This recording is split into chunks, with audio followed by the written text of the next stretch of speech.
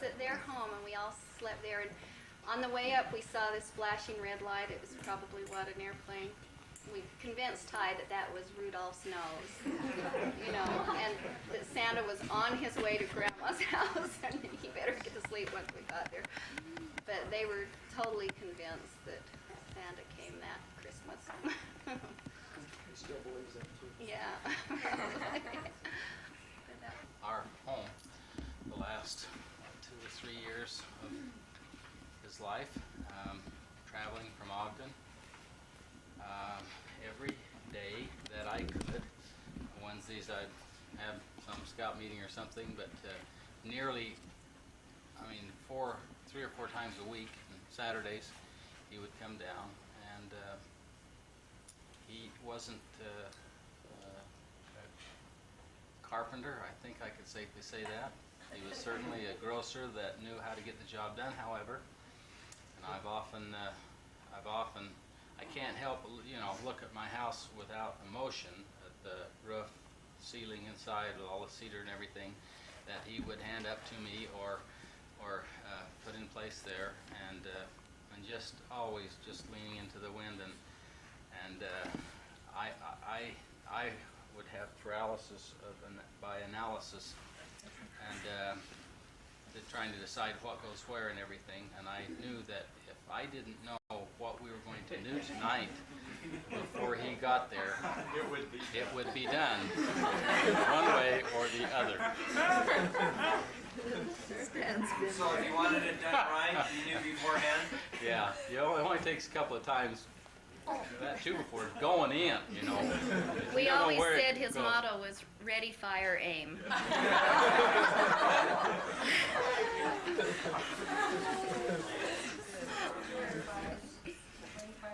You know what I'd like to know, Doug? Why did Dad always only bring home one package of nibs to the two of us? What I remember is sitting in that window, Dad would come home from work, bring us one package of nibs, and Doug would count them out, one for you. Come on. I always told my kids, and it only dawned on me a little while ago, why did he only bring home one package of nibs? Did you ever get an explanation why it was one for you and two for him? Oh, no, that was what I was raised with. Are you sure he did?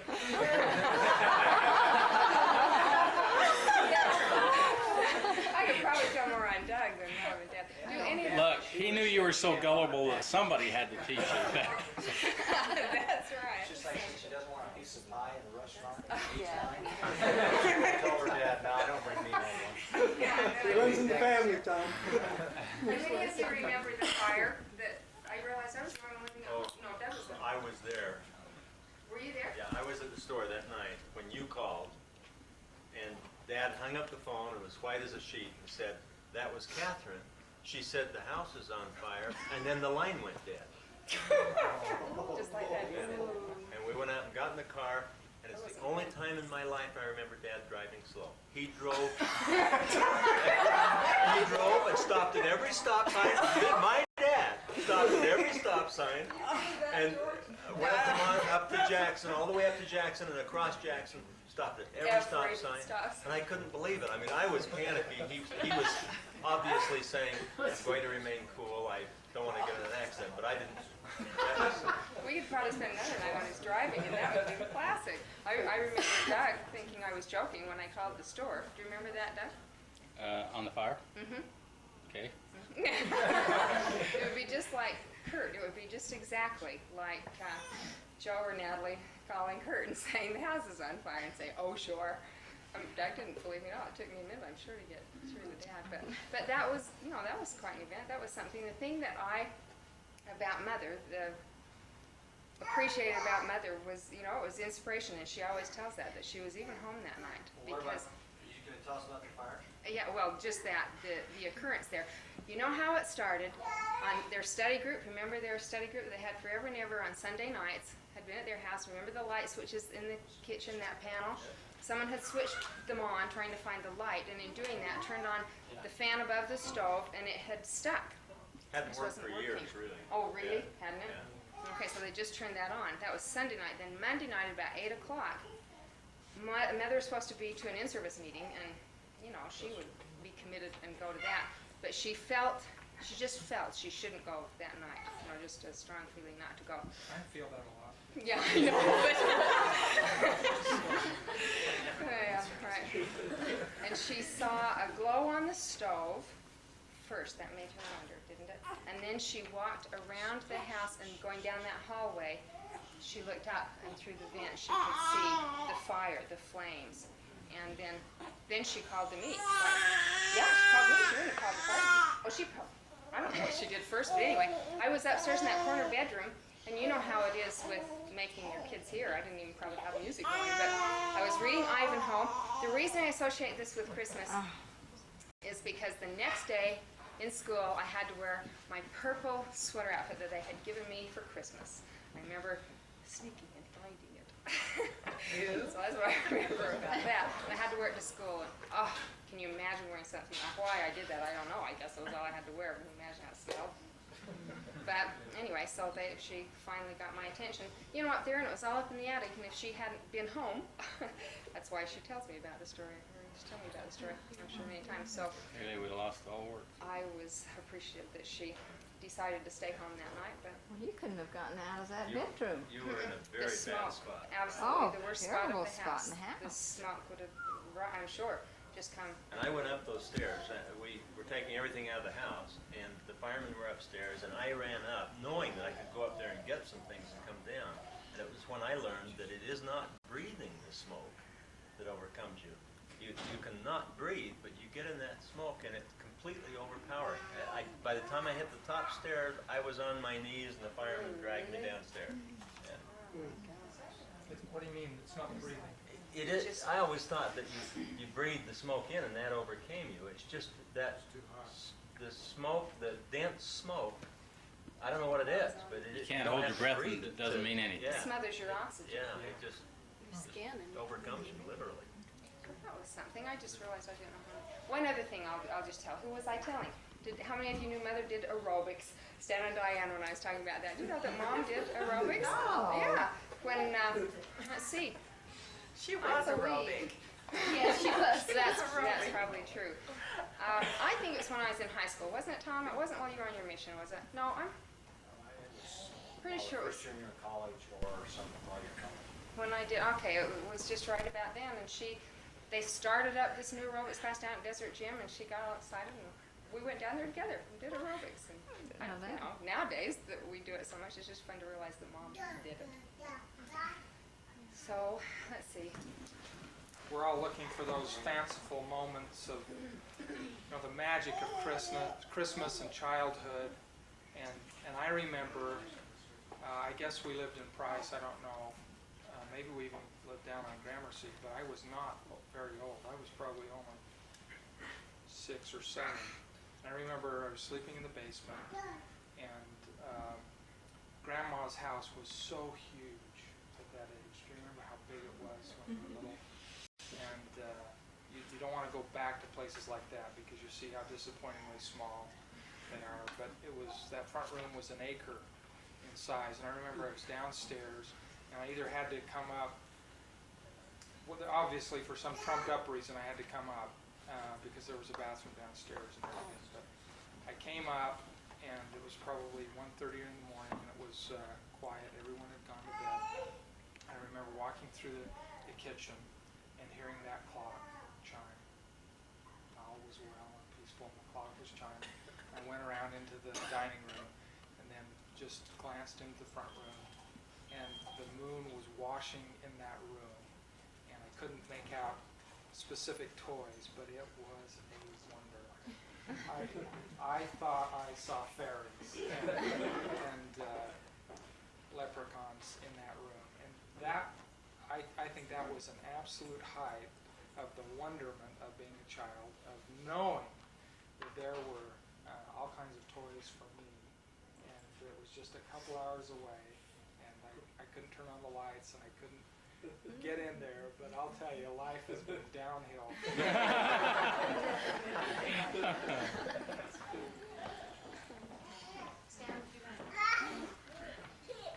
Now, I've been putting together a few words of personal history, and I was looking at it today and thought I'd read you a few paragraphs about the folks, my recollections.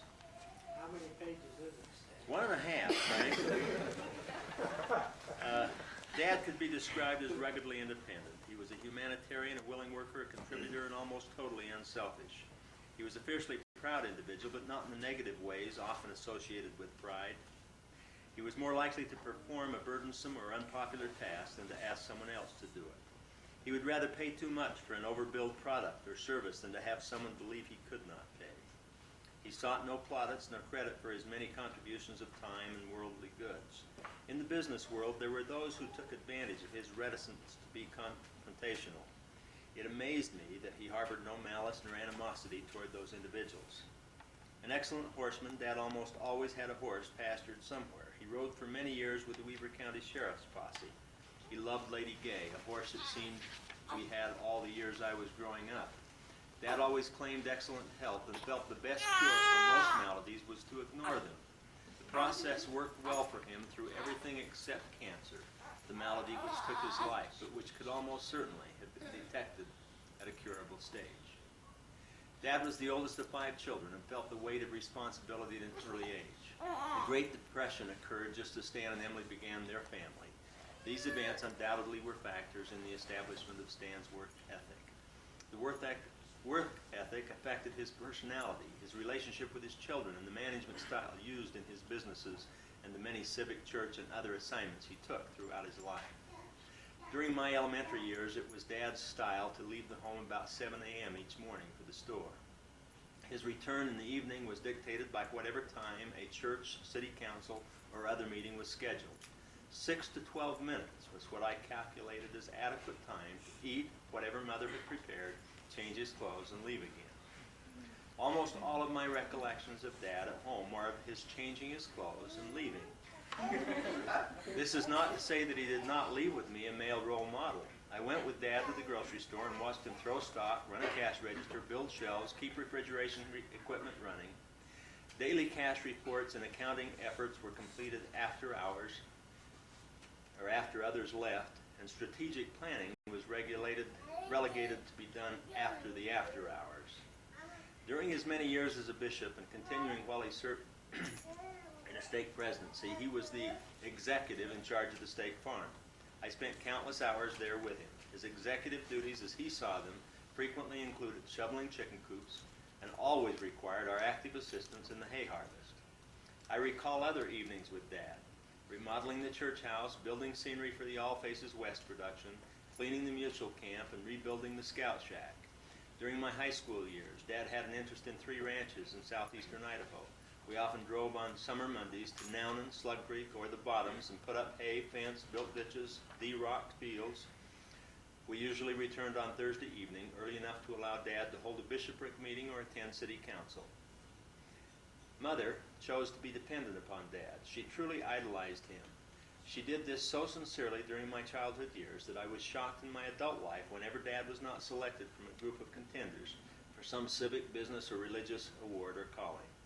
Mother was a fine artist and expressed her sensitivities in creative writing. She became a gospel scholar and scriptorian and was frequently called upon to lecture or teach. She never thought of herself as healthy and had several surgeries.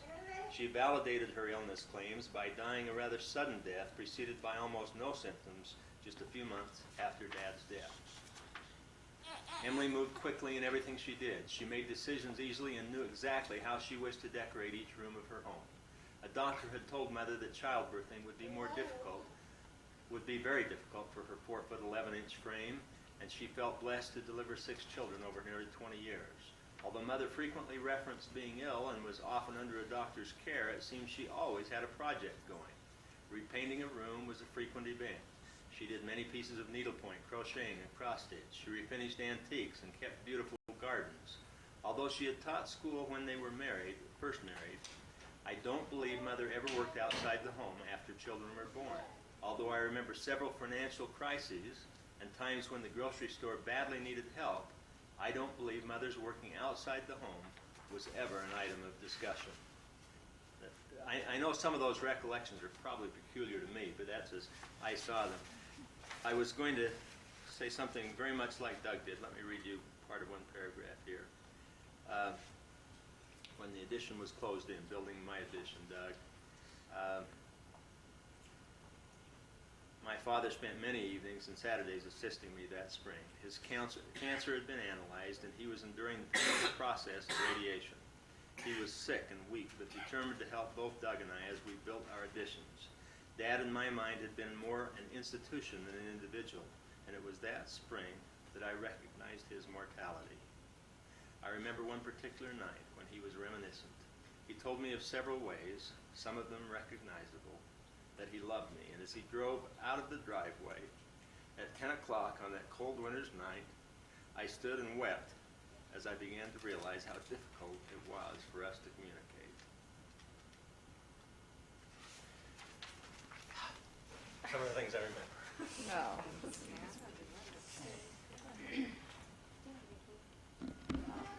But it's more of just the symbolism of the things that she shared with me. It was a time in my life when I'd gone away to college and I was living with them and living with Uncle George and Aunt June, and the wisdom that I gleaned from them. It was near the end of both their lives. I got on my mission just shortly after that.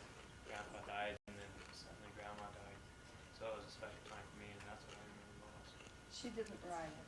In the last stanza tells how we see the talk of them. I can't remember the first line. It said something, and then I, in my foolish pride, forgets he sees the upper, and I the underside. That was read at Grandpa Valentine's funeral. Was it? She sent that to me on my mission just as I was in NCC. Well, I wish I couldn't remember words like you can. That's wonderful. You know, another point, just thinking about that, I guess we all had our unique viewpoints, but I realized I was kind of alone with Mom and Dad for a long time, and but Mom, I wonder, did she always spend all of her time at the dining table studying scriptures? I mean, that's all I remember. Is that what she did? Typing all the time. Well, there were 2 or 3 years when she wasn't studying the scriptures. She was studying the map of Vietnam. Remember that? Yeah. No. Nobody suffered through that war like Mother did. Does everybody remember her typing? Yeah. We forget we have it throughout our Yeah.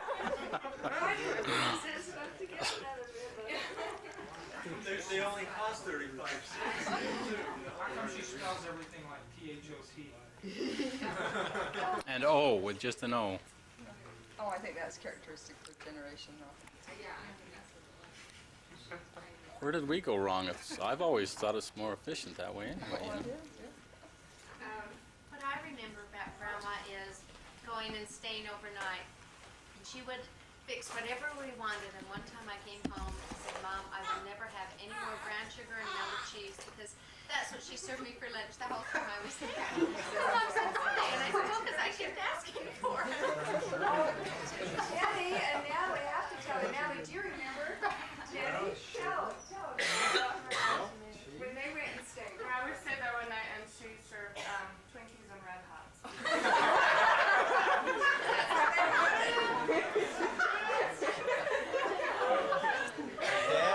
Dad and I and Doug did that. June and Marilyn and Bev could fix their own things. Mother tried, I think, to do a lot of cooking at one time, but she gave up. And anything that I would eat, she would fix because I didn't care a lot about eating. And so whatever I asked for, she was like a short order cook. Twinkies and Red Hots. She'd always Save those good homemade raisin-filled cookies for the adults. She'd always bring Doug. I remember Dad eating the raisin-filled cookies, and I'd always go home with all the Smarties I could carry. I don't know who it was that liked those raisin-filled cookies. But every time I went to Ogden, she sent me a batch back thinking that I loved them. And I never liked them. That's the only reason he'd come up to Ogden to get a raisin-filled cookie. I wasted a lot of them eating the edges of it.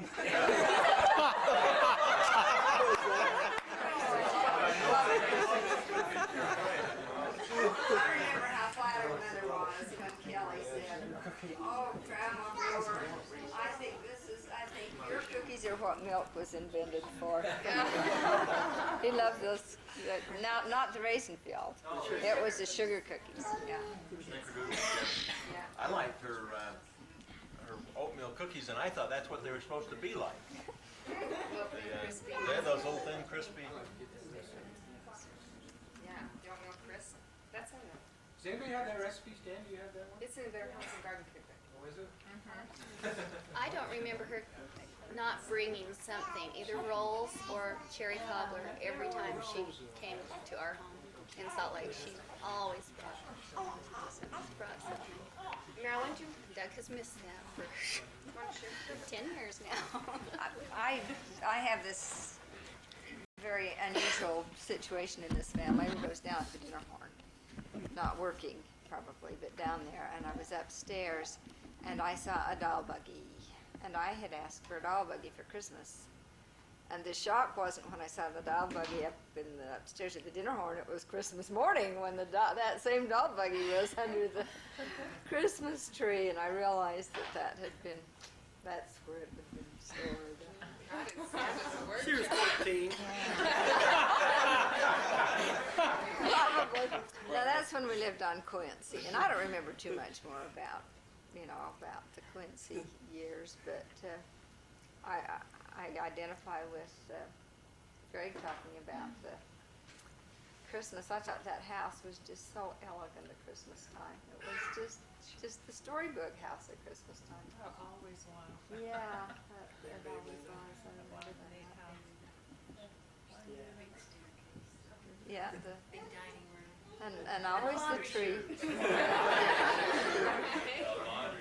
Oh, yeah, kids in the up and down. As Greg was talking about bigger than life, memories being bigger than reality, I'd hate to go back and see that London shoot now because I probably wouldn't fit. There's some new grandkids in here. I got to tell the story because somebody owns it. In about 1970 something, I was there and went into that room on the north and opened the window seat and remembered how I had all my stuff in there and looked at the boards in the floor and knew that if I reached in a couple of holes and lifted, 2 boards would lift up, and my recollections were of hiding a few magazines there, and I reached and The lifted ensign and I lifted the boards, and there was a Playboy. And I thought, oh my gosh, and started to shut it, and then pulled it out. And it was a 1974, or something like that. And I realized that others had lived there. Somebody else had been on that. Is there any other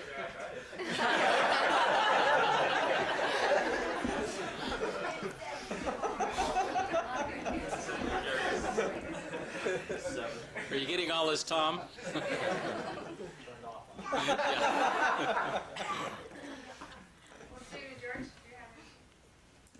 Well, the Christmas I choose to tell is because it isn't when we were little, and I hope Justin won't mind, but I tell it because it's such a perfect example of both of the reactions to this kind of a situation.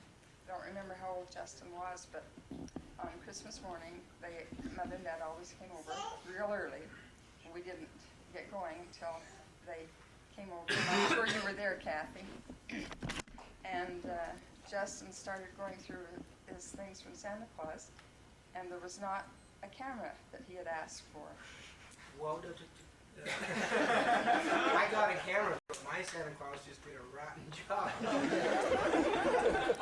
I got a camera, but it wasn't real. It was just Your story's better. Oh, did you? You got a play camera? Oh. I wanted a real camera. I thought Santa Claus just hadn't taken it But seriously. you worked it out. Well, anyway, he kind of fell apart. You hit stuff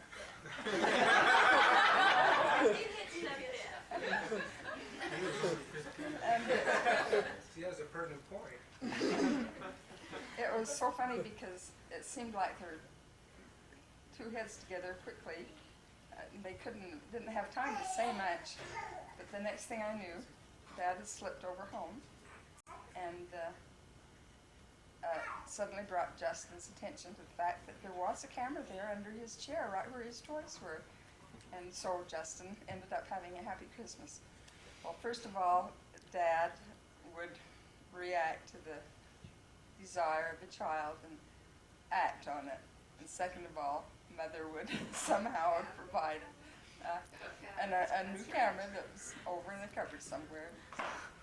It ended well.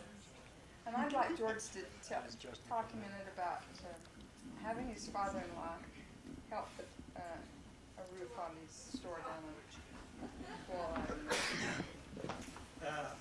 I have so many recollections of Grandma and Grandpa, and fond. I loved them both so much. They were just the greatest. And the one time she's talking about, we were putting a roof on her old store, and it was a rotten old roof. It was just barely holding together. It was a wooden roof, and the wood stuck out about that far behind the brick wall. The brick wall was like that, and then the roof came out like this. Down below was 2 stories of nothing. And that roof, that wood was just bad wood. And so we put the paper out on there, and Grandpa was helping me. And when we put that last roll of paper on there, you start at the top, and that's the last one you put on. No, that's the first one you put on. You start at the bottom, don't you? And when we put that on, Grandpa just saw that, and it was turning up there a little. He walked right along the edge, and he goes like that. And I stood there, I tell you, I could hardly believe it. I didn't want to scare him, so I didn't want to scare him, so I reached over as close as I could, and I grabbed him and pulled him back. But I'm telling you, the man had absolutely no fear. I'm not kidding you. Like Stan's seen him, we've all seen him. If the freezer wasn't working, he'd put his hand in there, electrical motor, and say, "Oh, damn." And then he'd do it again. And he would persevere. It worked. All he did was wiggle the wire. That's right. It didn't matter how many times it took, but he got it done. Another time I recollect one of the funny stories about Stan. He was a great guy. And one night we were going up to study club at Wheeler's home. And we were on Capitol, and it was 5 o'clock Sunday night. And everybody in the world was coming down in August, coming along Harrison. They were pulling their boats and everything, and they were going up. And it was chaos. But we were trying to get up Capitol and cross Harrison where there was no light. And he made about 5 different starts. And then he just slam on the brakes and he'd back up. And once again, we'd all get together kind of with him, and adrenaline was high. And he'd try it once more, and he'd pull back. And the whole time Grandma's going, Oh yeah, Grandma's Stand! What she just go? She could scare you to death with just that. And anyway, he tried this about 3 times, and the 4th time, and then the 5th time, we were going to go or else. So we were all sitting there ready to go, and he pushed down the gas as hard as he could, and we went back. He had it reversed, and we went backwards for over a half a mile.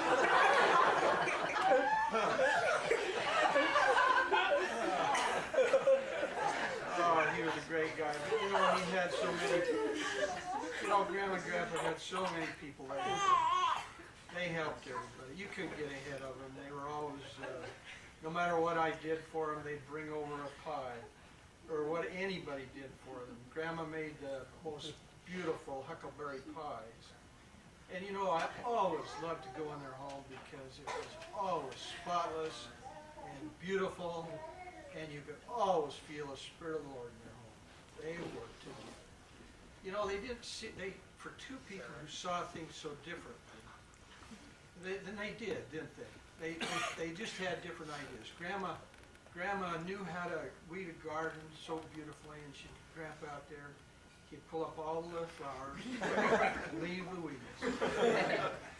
You know, he wanted to help so bad, but he just didn't understand those things. And they kind of didn't understand each other, and yet they had so much respect and love for each other.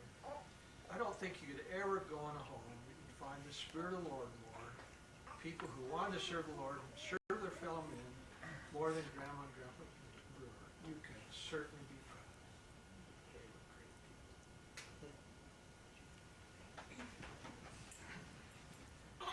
Do any of you others that live there want to share? How could you help but love a new father-in-law? Soon after you're married, he said to me one time, Frank, don't get any more yard than your wife can take care of.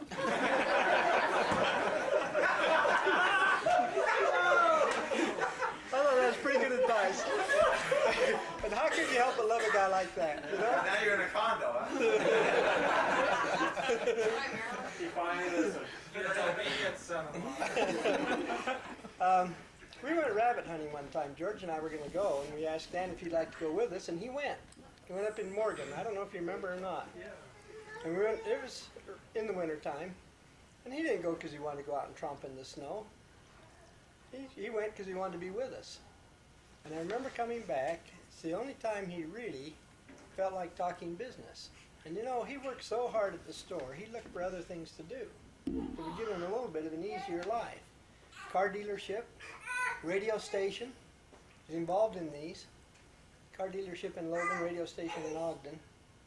And oil wells, oil investment. And on that trip down the canyon, he said that he was quite optimistic things were going to work out with the oil wells up around Big Piney, Wyoming. And he said, well, let me put it this way. If it comes in like it looks like it's going to come in, I don't think any of us are going to have to worry anymore. And I thought, it never came in for him. He had the hopes, and you know, he looked for different ways of easing his life a little bit.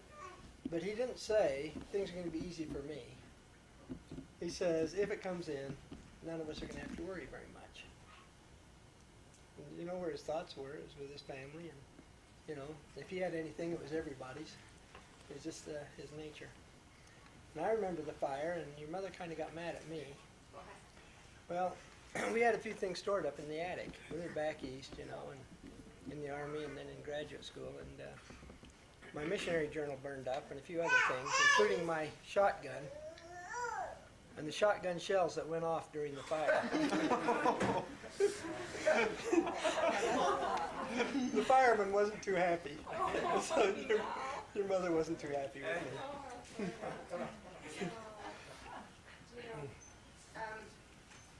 Now Is it true that he gave a guy a truck, and the guy came back and complained his windshield was cracked, and he gave him $20 to fix it? I wouldn't be surprised. I think so. No, that is the story. He gave it to this guy in the Lord, and then he got feeling bad. And nobody said anything to him. He got feeling bad that it wasn't fixed up. So he went up and gave him $20 to fix it up. He did it on his own. That was just like him. When we went on our honeymoon, he had a new Mercury, and we had an old 33 Plymouth that we had bought. It was a little coupe with a rumble seat. I don't know if you remember that Sure or not. do, yep. And he didn't trust that. We were going to California on our honeymoon, and he said, take my car and I'll use yours while you're gone. And so we took the Mercury and went to California, and when we got back, this old Plymouth was really an old car. You had to really baby along, and it had this rumble seat. And Doug told me when we got back that was the neatest car, that they went to the ranch. Dad had to go up to the ranch. And so they got to ride in the rumble seat, and he went 80 miles an hour up the canyon.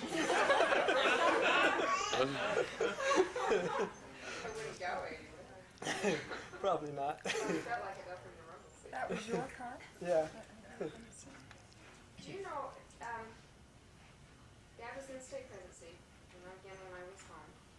Do you know how many times Mother got to take Sunday to, yeah, Alisani, Joseph Field, Joseph Fielding Smith, and who's his wife that's singing? Jessie. Jessie, yeah. Smith. Harold B. Lee and Hugh B. Brown, wasn't he also lead there? Seems like it. And who did you just say? Neil Neil Maxwell. Maxwell. He loved him. Really loved him. All of them but Duff. Marky And I Peterson. know because I told Duff Hanks that he spent many times in our house and he didn't remember. Somebody else did. Well, she wrote, And, she had a correspondence with Marky Peterson about many and Joseph Fielding about many gospel issues. If she had a question, boy, somebody say something wrong, she'd write in and ask the brethren, they'd write right back to her. Victoria Brown. Estelle worked young, didn't she? She really fed Brother Maxwell? I mean, their time crossed? Yeah, that wasn't a terribly long time ago. Yeah. Right, he wrote to her after Dad died. Go to American Fashion. Mom, didn't he dedicate Didn't he dedicate one of his books to some friends? And he told Grandma that she was one of them? Neil Maxwell? Yeah. That's in my mind too. They were reading a lot of his books when Grandpa was sick. And he She said, kept writing him about it. He wrote back. Wasn't it all Yes, the it's- stuff that you experienced? It seems like that was the one, and said something about because of Dad's sickness and such a beautiful tribute to him. Well, he was president for a long time because I got drug out to the same chicken coops as Stan did. Yeah. Dad was bishop from the time I was born until I was 13, and then he was state president for 13 more years. Or, I mean, the state Presidency. president, isn't that right? So, And he was involved with the state farm both times. I mean, I think he was involved with the state farm before he was bishop. oh, was that it? That- When he was in state They always kept him with that because he had that interest. And he was a hard worker. Yeah, and he was a hard worker. He could do it. So that's all I knew Dad as was the Has bishop. she ever delivered wedding cakes with him? He could fix them up just as he When got he there. was driving and you were holding him, I know what The little black and white Rambler. what are those things that gyroscopes, you know? It felt like a gyroscope. You know? Oh, how do you ever stand that catering business? It was so nip and tuck. Oh, turkeys that weren't done and delivered, and oh, it was That wasn't Dad. oh, it wasn't him, but he sure wanted to make it work. Yeah. I can't believe we've been talking about Grandpa all this time and no one has mentioned That's just about all I remember of him. Pulling your hair. I remember once I was down at the store with him and I was just a little girl and he was holding me and Uncle Marion came up and gave me a piece of the hardest, blackest licorice I'd ever tasted and he had one ear and Grandpa had the other ear. I remember that very well. Being gentle. I remember your mother entertaining the kids by popping her teeth out yes. and taking her wig off. I mean, she was really I would funny. be entertained by her popping her teeth. That's where she could come up from Vegas to see us. Well, I popped her teeth out. She would do it for the grandkids, but was very embarrassed if we caught her doing it. You know, we'd look over and said, that wasn't for you. You ever tried to itch your ear like she did in public? No? All right, my kids look at me. It works. I know. And she'd pop her teeth out at the same time. She'd go like this and then she'd pop her teeth out. She'd die. Okay, I just gotta say about with your mom, I never got over, every time the doorbell rang, those little short legs, the front door, and then the phone would ring at the far end of the house. Go, go, go, go. But the thing that I remember is just the good feeling that we always had when we went to their house. It was a neat thing to take our little boys and stop by Grandpa and Grandma Brewer's. And I just remember driving back to Salt Lake that we just always had, you know, just the neatest feeling in the car, don't you? After our visit, and it was just something special there, and they always made you feel so welcome and so important and so needed. But I remember walking in the house, and you talk about the gospel questions. It seems like we'd just get through the door, and there would be this question. It was either about politics or gospel subject, or some person in their life. There was a discussion that ensued concerning something that was on her mind that they were thinking about and wondering, and I just was always impressed by that. Wonderful, Well, one of the neat wonderful parts about memories. living across the street from her was we got to see you guys. I've serious. That was a joy, treasure living across the street. Because, you know, the whole family had come up. But you were welcome to these. We never got Red Hots and Twinkies. You know how Mother's yard was always near immaculate and green? I went up to Pineview with the boat one time and came down and thought it'd be a lot easier to leave it at the folks because we're going to come back up here in a week and a half. I left it in front of the house, came back, and the lawn was burned brown. And she said, well, I didn't want to get your boat wet.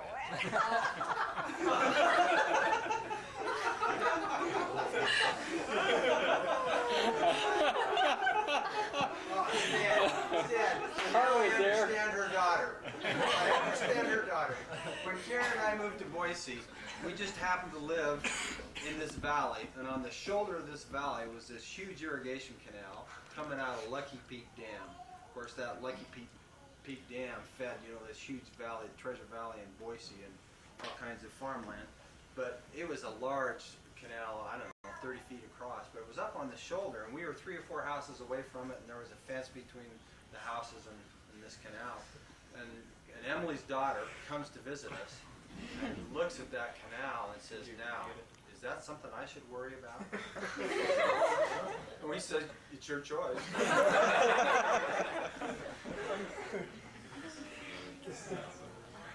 I remember we'd go up and visit Grandma and go home with orange fingers or green fingers. Or did anyone else have colored fingers?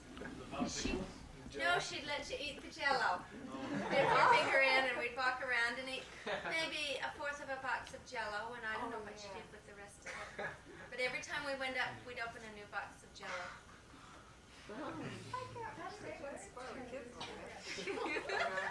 That's great. If you want to share any other tools. I just want to say one thing, because don't you remember Christmas Eve and her pink popcorn? Don't you remember that? No, but I remember popsicles in January. I always thought it was so weird they have popsicles. Well, I remember one Christmas Eve at our house, and I think you were all there. I think it was the big family party, but we were eating pink popcorn. And I remember Grandpa was telling a story, and he was laying on the floor to demonstrate how he got stuck under something. He was eating popcorn, pink popcorn, and all of a sudden he jumped up because half of his tooth went down with the pink popcorn. I remember that. Christmas Eve. Well, that's fun. I don't know what to tell you. When your folks would come to see us, they would call Mom and ask if she'd like to go with them. And they took Mom on several trips to come and see us. Brought Mom with them. That's a very unselfish thing to do. Because they didn't travel much. No, they didn't travel much, but they'd take Mom, and the 3 of them would come to see us. And you're not talking to Salt Lake. This is Yeah, Illinois and North Carolina, and so on. And then we had a baby that died, lived one day and died when we were in graduate school in Illinois. And the 3 of them came out, and your dad had to come back quickly, so he drove them out, and then he flew home.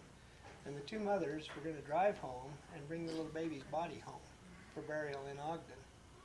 And they got as far as up between Laramie and Cheyenne and hit a terrible blizzard. And the roads were all closed, everything was closed, and everything had to be abandoned on the road. And they got a ride back into town, and then called my brother. And a few days later, with a trucker, and a few days later my brother came up, and then they could get out to the car, and he drove them on home from there. But those 2 women out in the blizzard in Wyoming, in this terrible conditions, just absolutely terrible 2 women conditions. who weren't really accustomed to being out on the road. Yeah, really. That's right. Yeah, and they never complained about that. Neither one of them. Are you aware that she wrote that story of that? Sent it to Reader's Digest. They didn't print it, but she had it somewhere. Do you have a copy? Do you have a copy? But there's nothing that ever imposed upon her. You know, she wasn't imposed upon with that.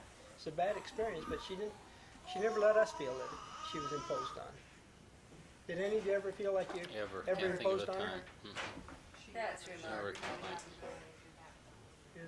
Go on, Catherine, we can still talk. Yeah, everybody gets one. Let's see, should we just let's see. They found you. Well, first of all, you shared your costumes for the program with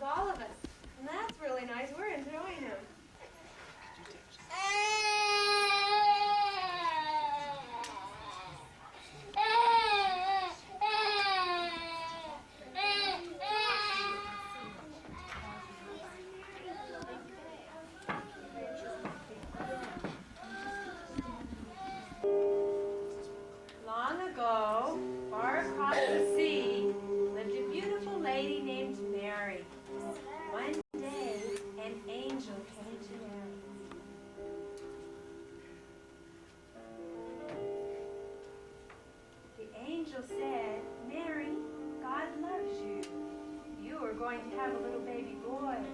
You should call his name Jesus. Then the angel went away. Mary thought and thought about what the angel had said. Mary and Joseph needed to go to Bethlehem to pay their. They traveled a long way. When they got to Bethlehem, it was dark and late and they were very tired. So they went to an inn and Joseph knocked on the door. But the innkeeper said no room. They went to another inn. Joseph knocked on the door, but the innkeeper said no room. Stable, and I'll put some clean straw there for you. That night, the little baby Jesus was born. Mary wrapped him in swaddling clothes. She laid him in a manger.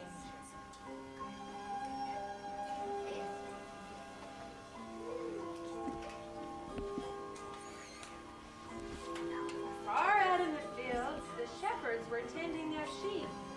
They saw a bright new star in the sky, and they heard someone singing.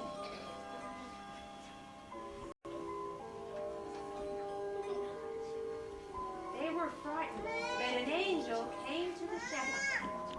The angels came to the shepherds.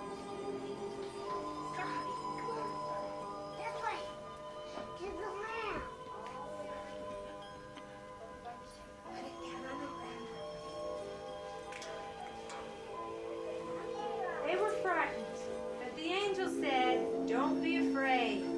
Tonight the baby Jesus was born in Bethlehem. If you follow the star, you will find him wrapped in swaddling clothes, lying in a manger." Then the angels went away. The shepherds said to one another, "Let us go to Bethlehem and see the baby that the angels have told us about."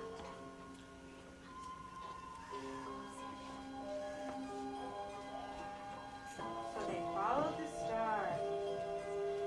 And they came and they found Mary and Joseph and the babe lying in a manger. And they knelt down and worshipped him. Far in the east, wise men also saw the star. They knew that it meant that baby Jesus had been born here. So they followed the star.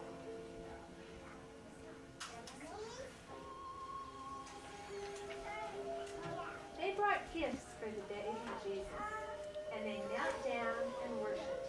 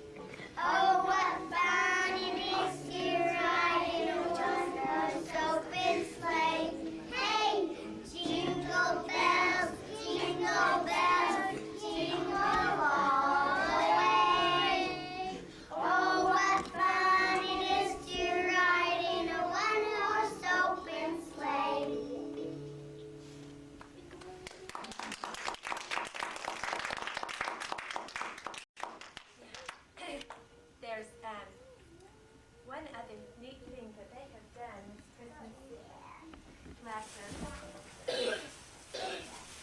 They have made very beautiful Christmas cards with some gifts inside. And they've made these for their parents and their grandparents. And so I'm going to give these cards to everyone. And then have the kids sing, "We wish you a Merry Christmas." And they can take them out to their parents and grandparents. And then, let's see. Hey, Glenn, would you give us a closing prayer and a blessing on our treats after that? Okay, let's see.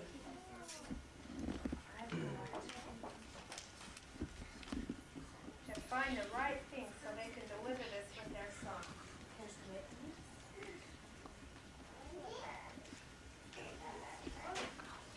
Could you help me? Their names are on them. So do you know who everyone is?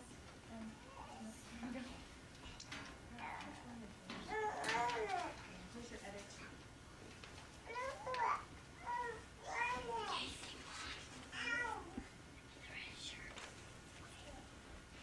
Where's Casey?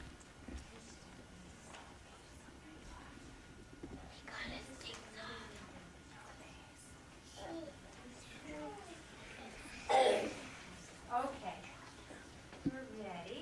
Let's see, maybe we should have the closing prayer before they go off with their families, or maybe we'll just be after they get their cards as soon as. Heavenly Father, we're thankful that we could be here. And then go give these to your parents and grandparents with lots of hugs and kisses, okay? We wish you a Merry Christmas. We wish you a Merry Christmas. We wish you a Merry Christmas and Happy New Year. Okay, keep singing. We wish you a Merry Christmas. We wish you a Merry Christmas. We wish you a Merry Christmas and Happy New Year.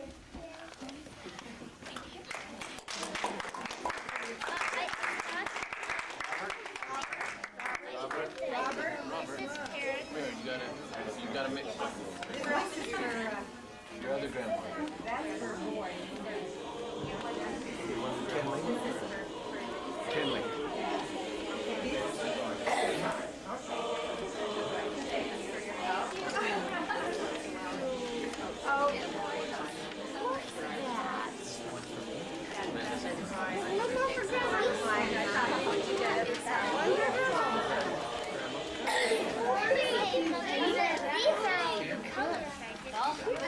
But on the other ones, there's not.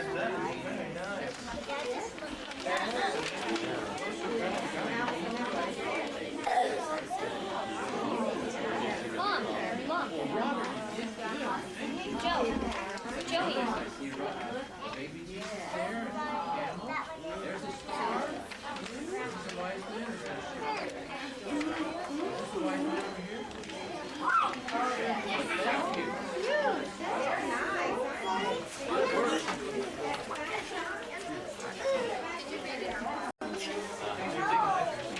Hold it up to the camera.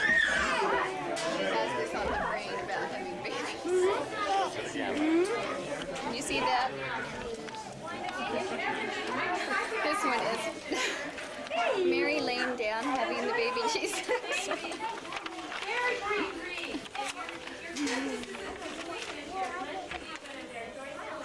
A joyful yay. And wave. And she's got 2 coupons to do service for us. Yeah. Cute ones. Emily. Wave, Emmy. Hey.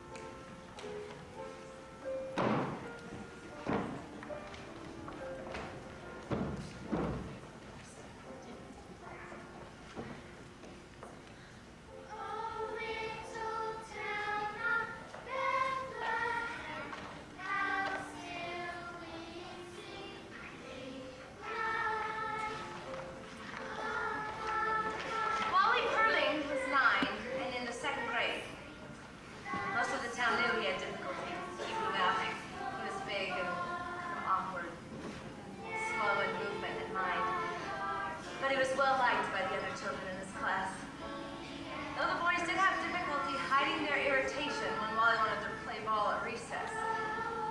Most often they'd find a way to keep him out. But Wally would raid around anyway, just hoping. He was a good boy, willing, smiling, a natural protector of the underdog. When the older boys picked on the younger ones, it was always Wally who said, "Can't they stay?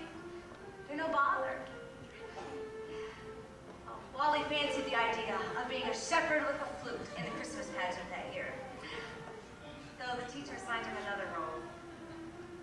The innkeeper didn't have a lot of lines, and well, Wally's size would make his refusal of lodging to Joseph more forceful.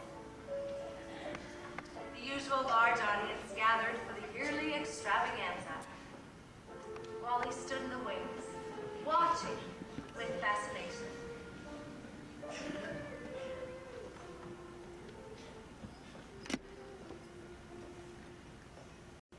We are so proud of our students.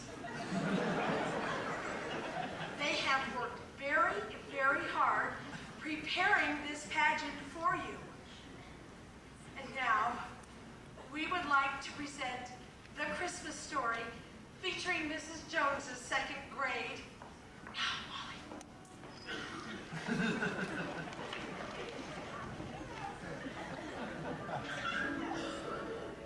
What do you want? You seek lodging.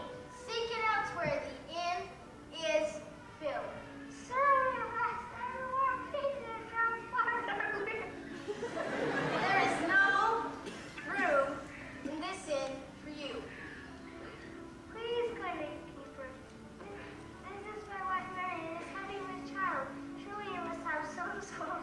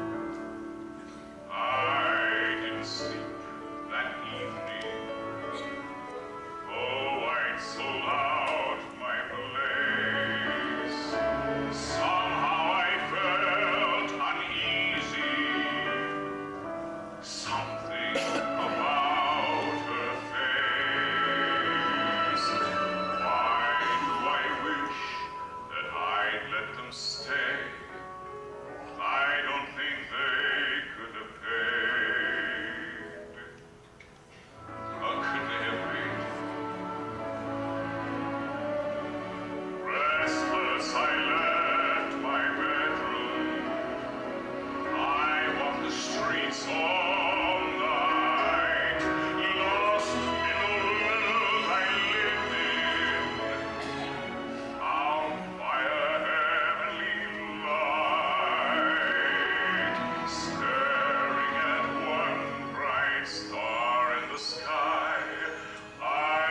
heard a baby cry.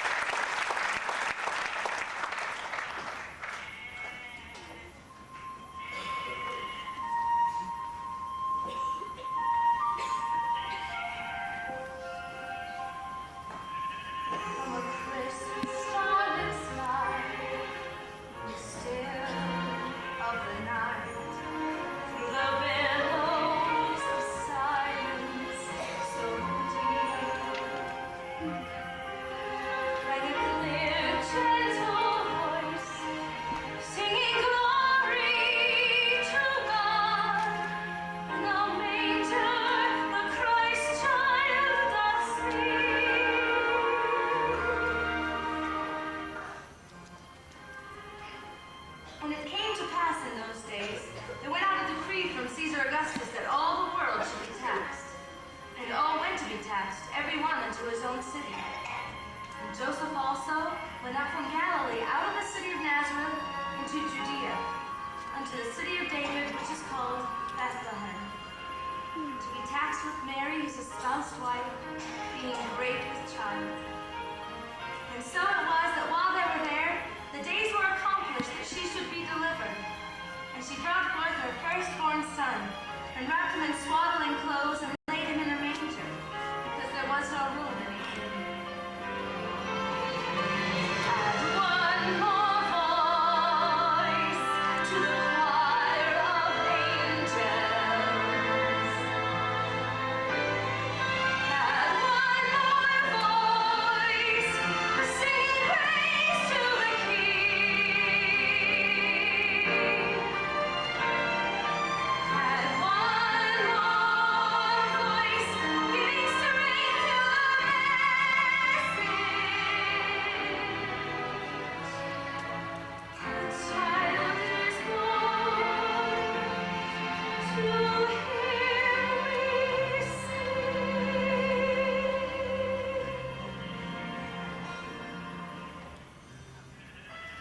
There were in the same country shepherds abiding in the field, keeping watch over their flock by night. And lo, the angel of the Lord came upon them, and the glory of the Lord shone round about them, and they were sore afraid. And the angel said unto them, Fear not, for behold, I bring you good tidings of great joy, which shall be to all people. For unto you is born this day in the city of David a Savior,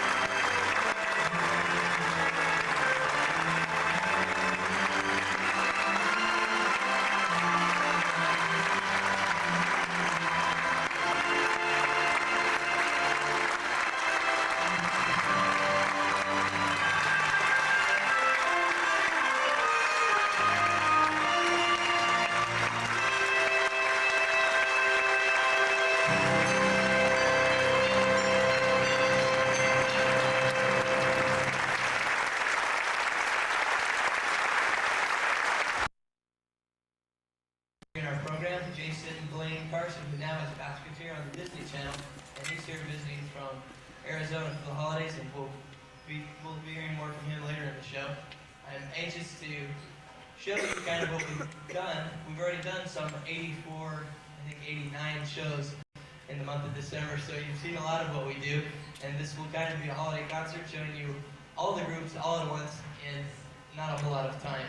I thank you again for being here, and I'd like to explain just a little bit about the Make-A-Wish Foundation. It began in 1983 actually, when the first Make-A-Wish wish was granted for a child in 1980.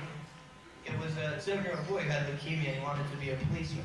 And this was in Arizona. Several of the officers got together and they granted his wish. They got him a custom-made uniform, a badge, they even got him a helicopter ride. And that one little boy's delight was totally fulfilled and provided by these men voluntarily, time of their own. And since then, Make-A-Wish has been dedicated to granting special wishes for kids who are struggling with and fighting life-threatening illnesses. And if they had one wish in the world, how can the foundation make it come true? We'll learn more about that and also see a video later on Make-A-Wish. And now, without further ado, let me introduce our first group. These are some of the youngest entertainers in our group. The next up from the babies, these are called Showstoppers. And they have very appropriately provided and prepared for you a Disney review. So here they are, ladies and gentlemen, from Onstage Studios, Showstoppers.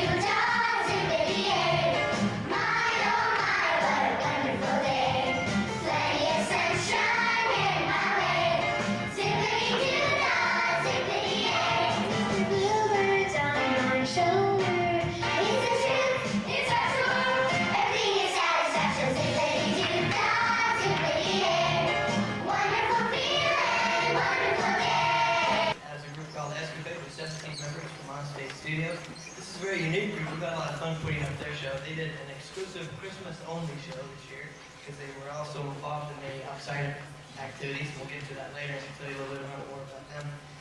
This is a show for those of you that enjoy traditional carols and festive court arrangements. This is probably time to get up and late. This is a killer, updated, contemporary sound called Cool Yule. Here they are, ladies and gentlemen.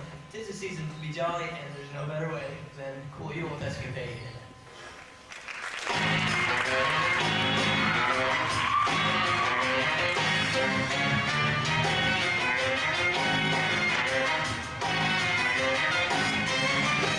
Turkeys in the oven, tinsels on the tree. 'Tis the season to be jolly. Christmas bells are ringing, carolers are singing. Time to haul out the holly. Children wondering what Santa will bring. Makes you wanna sing and have a cool Yule. We'll be rocking tonight for a cool Yule. Get the Christmas spirit, better get with it.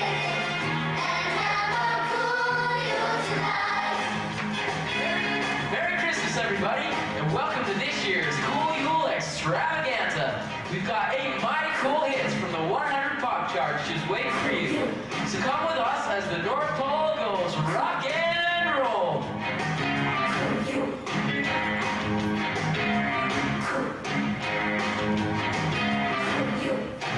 Makes you wanna sing and have a cool Yule. We'll be rocking tonight for a cool Yule. Get the Christmas spirit, better get with it and have a cool Yule tonight. Have a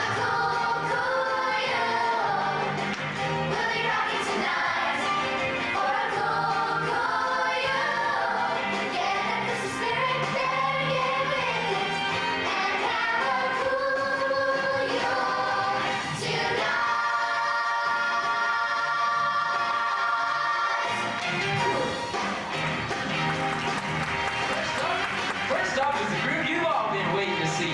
They're hip, they're cool, they're happening. They're the new elves on the block. We are Santa's elves, filling Santa shelves. With a toy for each girl and boy, oh, we are Santa's elves. We work hard all day, but our work is play. Dolls we try out, see if they cry out, we are Santa's elves. In a special jolly cheer, we don't like to brag.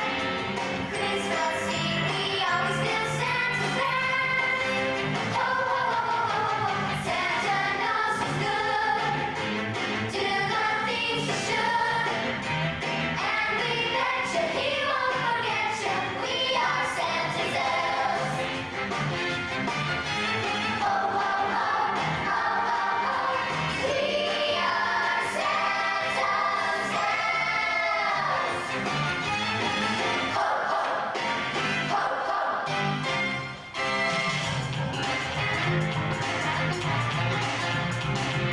Here's a new group that fools around. It'll let your toes down. Holiday cheer that hits the bang. So hey, we're all on cool again.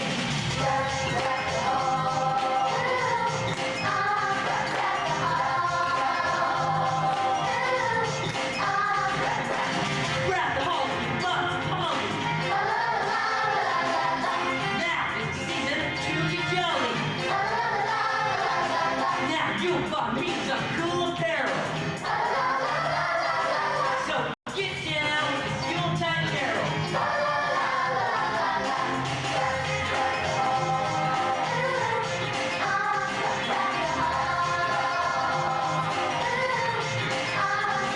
Take a look at the blaze and the Yule before us. Time to get armed and join the chorus. Follow me in some bad measure. You'll rap to you about Yuletide treasures.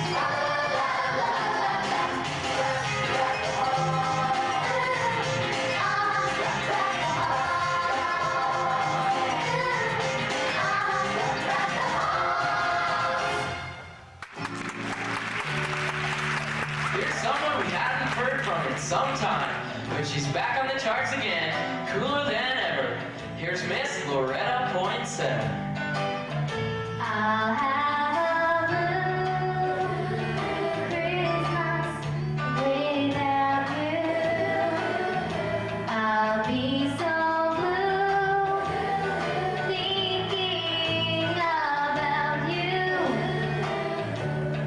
Decorations of red on our green Christmas tree. Won't be nothing, oh, if you're not here with me. I'll have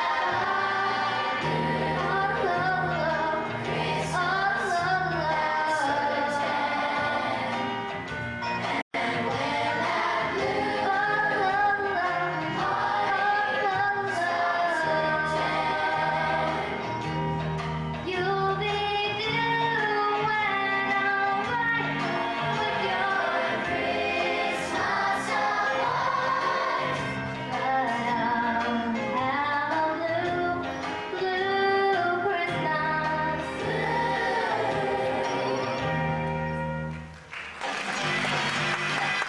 Here's one of the true pioneers of North Pole rock and roll, Bill Holly and the Mistletoes. 1, 2, 3, 4, jingle bells. 5, 6, 7, 8, jingle bells. 9, 10, 11, 12, jingle bells. Gonna jingle, jingle bell rock. Jingle bell, jingle bell, jingle bell rock. Jingle bells swing and jingle bells ring. Snowing and blowing up bushels of fun. Now jingle hop fast we are. Jingle bell, jingle bell, jingle bell rock. Jingle bells chime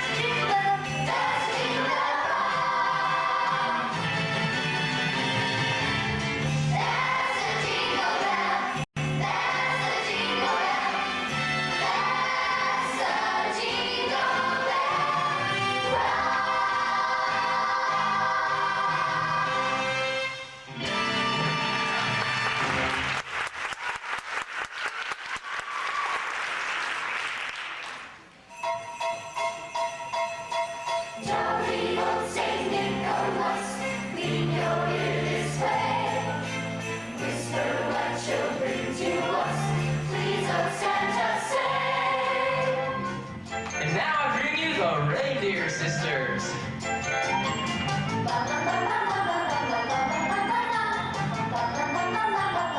Mr. Santa, bring us some toys. Bring Merry Christmas to all girls and boys. And every night we'll go singing And dream about the presents you'll be bringing. Santa, promise us please, give every reindeer a hug and a squeeze. I'll be good as good can be. Mr. Santa, bring us, please, please, please. Mr. Santa, bring us Christmas joys. Let's slow things down a bit and chill out to the frosty sounds of the snow surfers. Sleigh bells ring, I'm listening. In the lane, snow is glistening. A beautiful sight, we're happy tonight.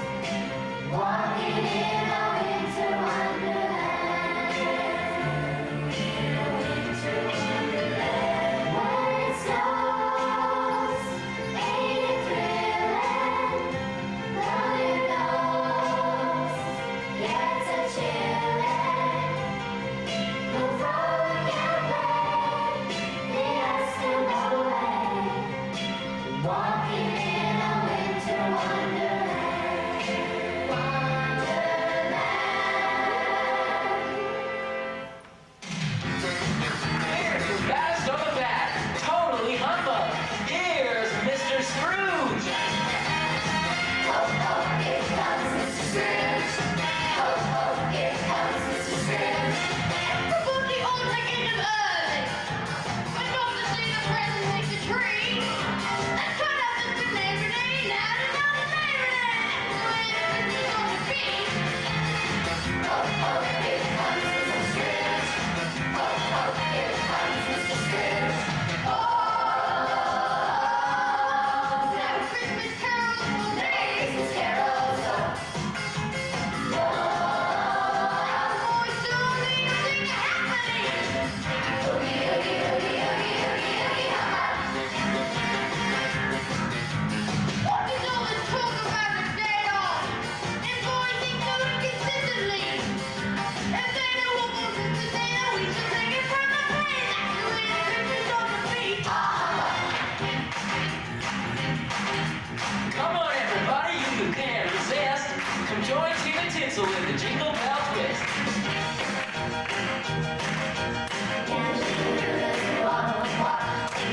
Horse over the sleigh, where love is we go, laughing all the way. I love to twist the bells.